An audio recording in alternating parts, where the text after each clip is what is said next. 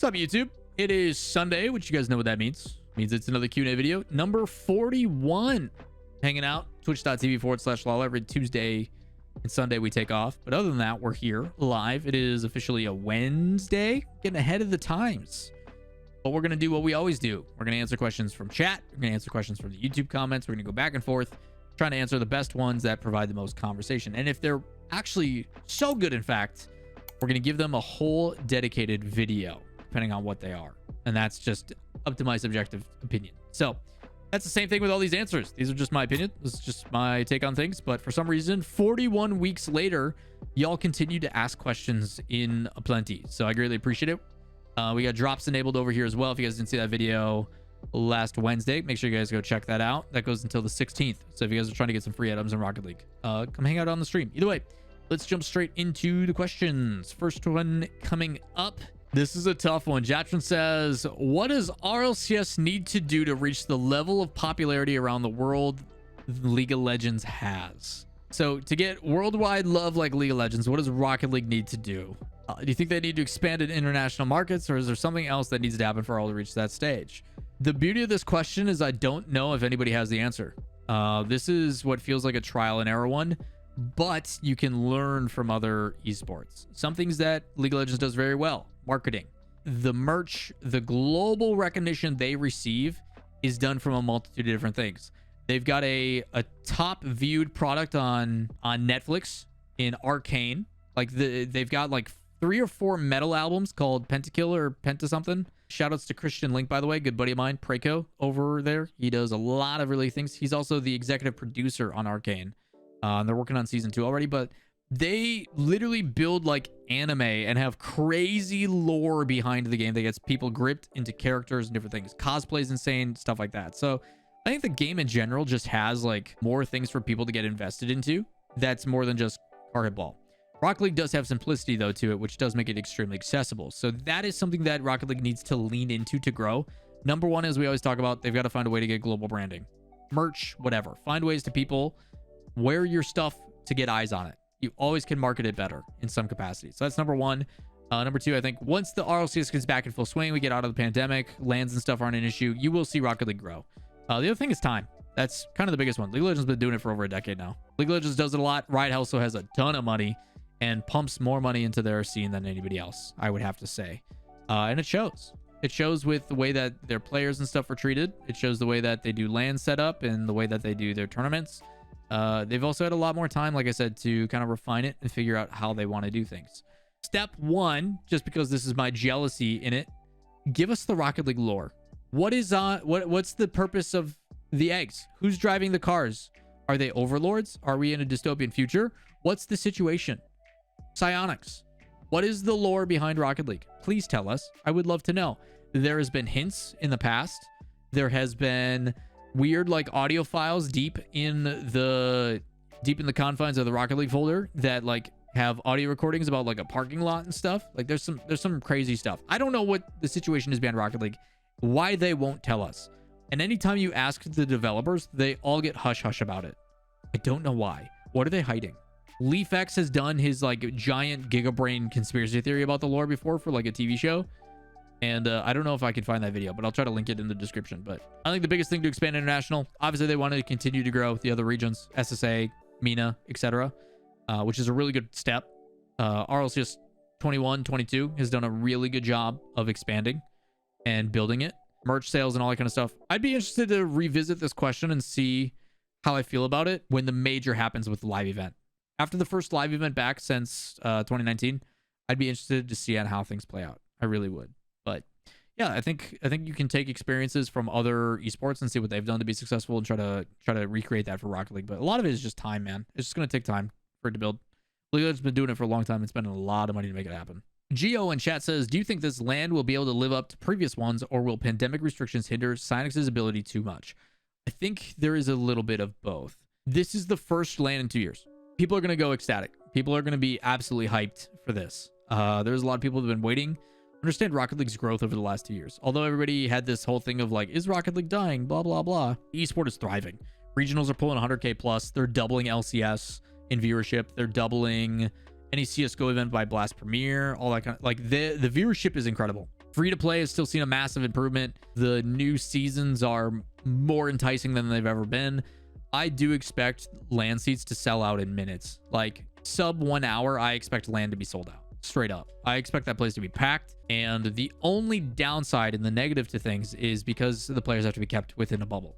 I do not expect there to be pro player meet and greets or signings or any of that kind of stuff.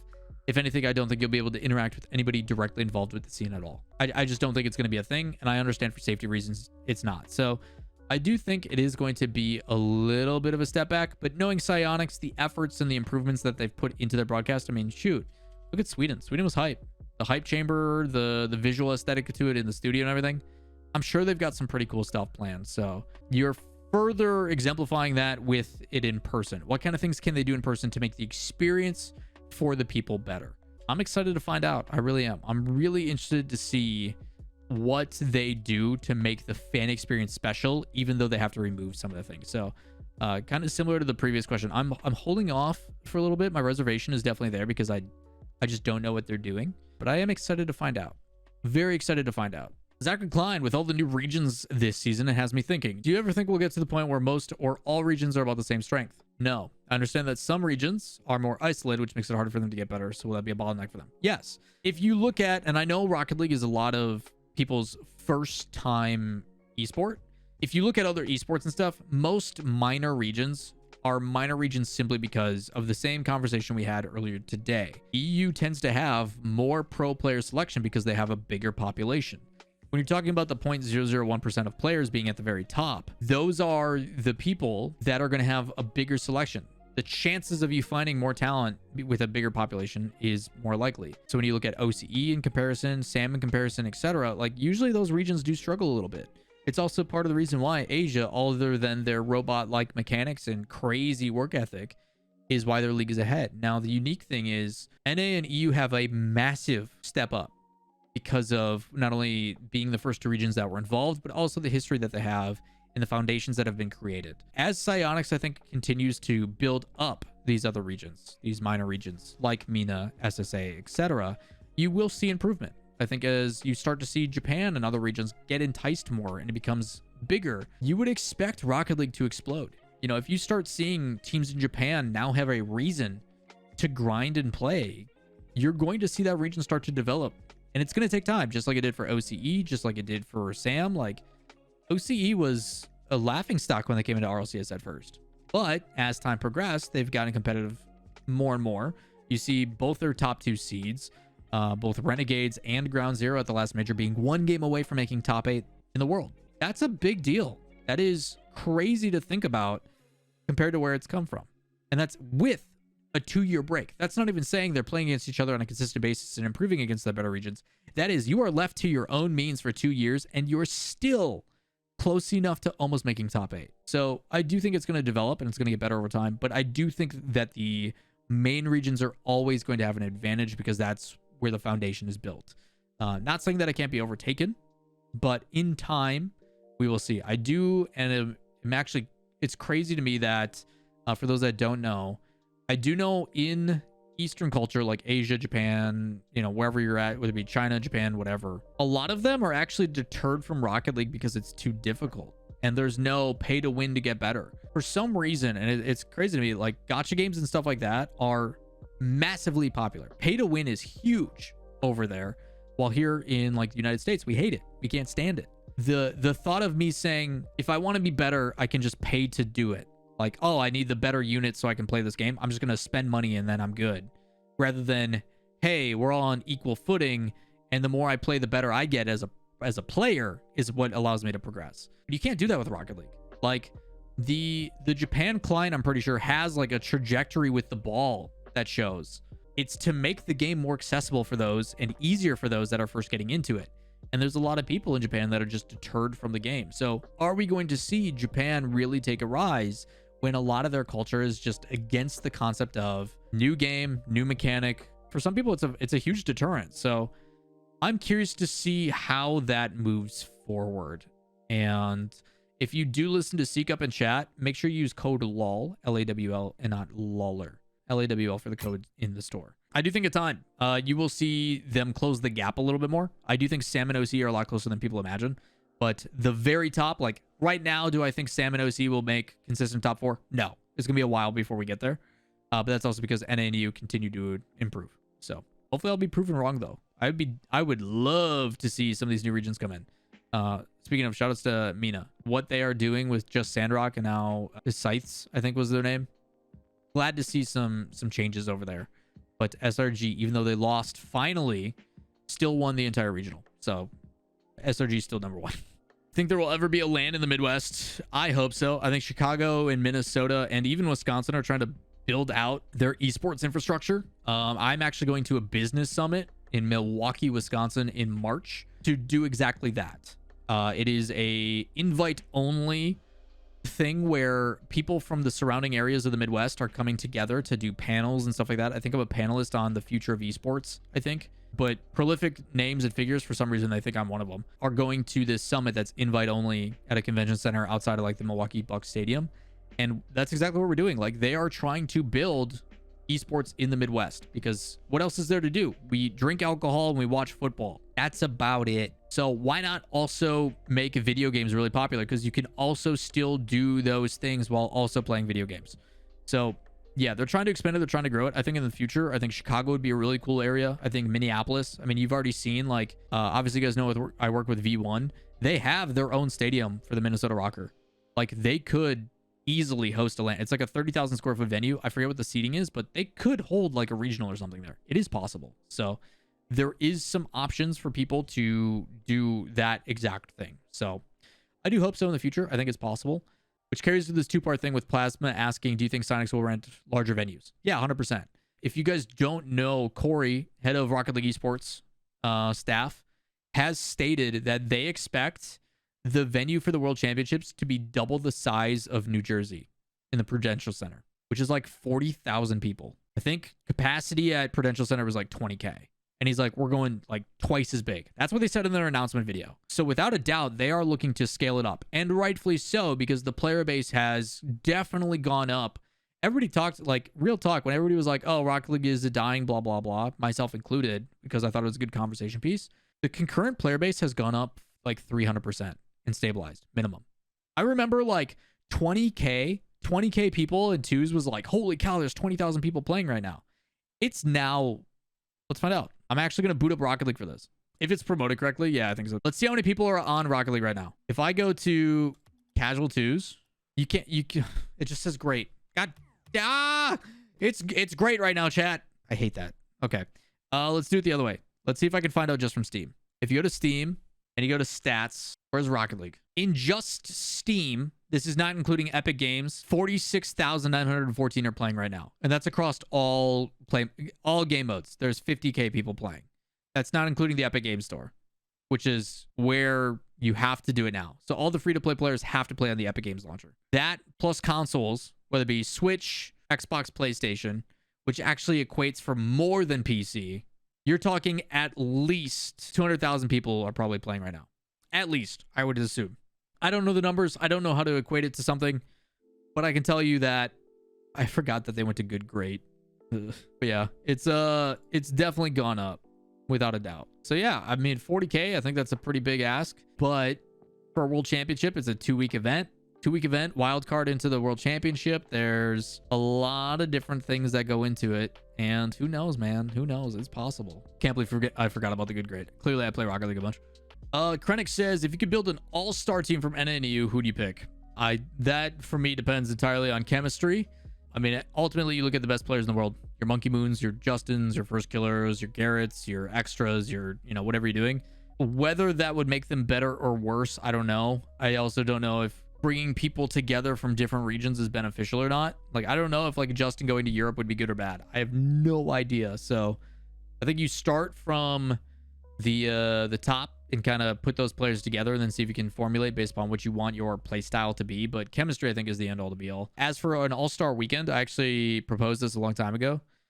Back in the day during RLCS, there was a mid-season mayhem tournament that happened in the middle of RLCS, where in the exact middle of the season, they had teams compete in like extra game mode mutator tournaments. And it was for 10 grand and it made no sense. And it confused everybody. It killed viewership. And that's why they got rid of it. I propose that instead of doing that, you should invite all the players out a week before. So after rosters get solidified, you've got rosters are locked. We've got the teams that we know they're going to be. Nothing is changing. You invite all those players out to an all-star weekend, and you do interviews and shoot media content and B-roll, and you can use that then throughout the entire season and have pictures of your players and all this kind of stuff. So rather than allocate funds to a tournament that confuses the audience that nobody really cares about, you could instead do a all-star weekend to either lead up to the scene, or you could do it after. Before or after, entirely up to you, but with how fast and how frequent now Rocket League is, I mean, you're going to get like a 2-3 month break. Sometimes those players just want to check out. Maybe you select a few of them and you have an all-star weekend. That'd be kind of cool, but I always thought that instead of doing mid-season mayhem, they should have done like an all-star event to promote and build content so you have the ability to use that throughout the season. Do interviews, talk about like going into the next season. You can do a bunch of really cool stuff. But yeah, I think an all-star weekend would be sick. Super cool.